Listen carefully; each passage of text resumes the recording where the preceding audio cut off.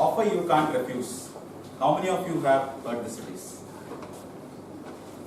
Can anybody tell me where you have heard it? Godfather. Godfather. This is an epic dialogue from the movie Godfather, where Godfather closes a deal in his own fashion with Luca Brasi assisting him to shut one person and get the deal done. Now today I am here in front of you to tell how you can close deal but not in the Godfather way.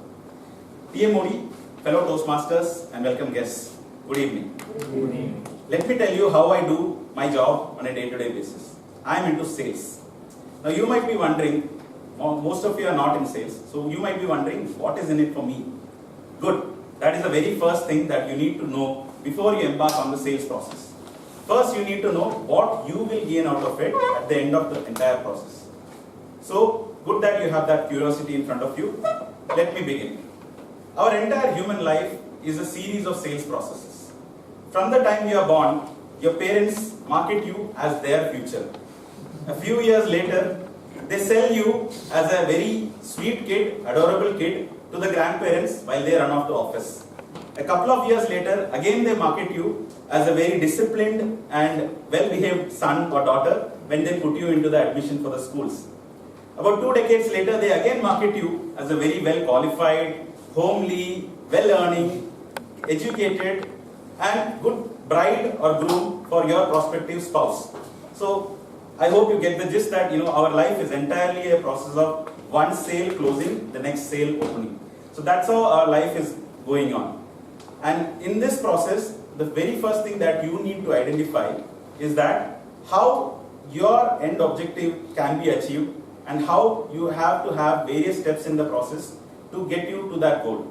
Now, even if you are not working in sales, even if you are, say, working in an IT company, like most of you here are, it will be still an important skill that you need to have because you need to sell your skills to your boss to get a hike. Or you need to sell your skills to a recruiter when you are changing a job. And if you are trying to project that I will just simply get a job because I am qualified, I have the degrees, I have the experience, trust me, nobody has got a job just by sending in the CV and showing up for their interview. Everybody has to put in the efforts, everybody has to get that result displayed. And that display comes when you speak your resume and you project yourself, not by saying words in the resume that I am confident, I have worked on projects worth multi-million dollars, I have coordinated with clients overseas in 6 countries. It doesn't mean anything when you are putting all this on a bullet point in an A4 size paper and you there in front of the panel, either in an interview or in a promotion discussion with your boss and HR, are not able to give them enough of conviction in the words that you choose to project the same. All of us, when we are born, have the small set of skills that are there. So all of us are average salespeople. Now you can become great when you have a training given to you. A lot of that we are already having it when we are attending Toastmasters. Toastmasters helps us to give out our ideas in the perfect set of words and phrases. Similar to this, there are certain other things that you can learn and I'll give you a gist of it today. So in the sales process, the first thing that you need to know is who is your customer, what are their needs, how your product or yourself, if you are marketing yourself, how that can fulfill that particular person or department or company's requirements. So that is the very first step in your journey on the sales process. In case you are not able to know how the team or the customer is not giving you enough of clues, then the second step in sales process is to have conversations. Now let me take it on a different plane. When you are, say, proposing to your dream boyfriend or girlfriend, you will not do it with one agenda. Meet the girl, propose, get married. It will not be like that. It will be a series of conversations. Sales is exactly like that. It is a series of conversations. No sale is converted in the very first meeting, just like no boyfriend is converted to a husband in the very first meeting. So just like that, when you can be at it hundreds of times or maybe even thousands of times for certain unlucky individuals, you need to be at it at least 10 times. So there are enough statistics that have proven that no sales meeting in the very first attempt has converted to a deal unless it is like you are selling something that is literally selling like hotcakes. So first of all, you need to identify the requirements of the client. You need to sort of tailor make your product to suit their requirements. Now in the sales journey, the second most and the most important step is objection handling. When your client or your boss or your spouse throws at you questions like, I don't think you can do this, I don't think I really need this, or what you are asking is too much, we can't give you this kind of hike, we can't give you a 20% raise on your current CTC.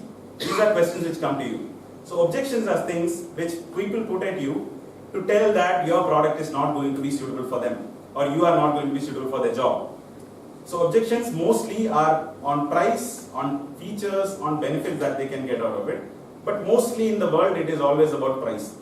But again, that doesn't mean you have the cheapest product it can sell.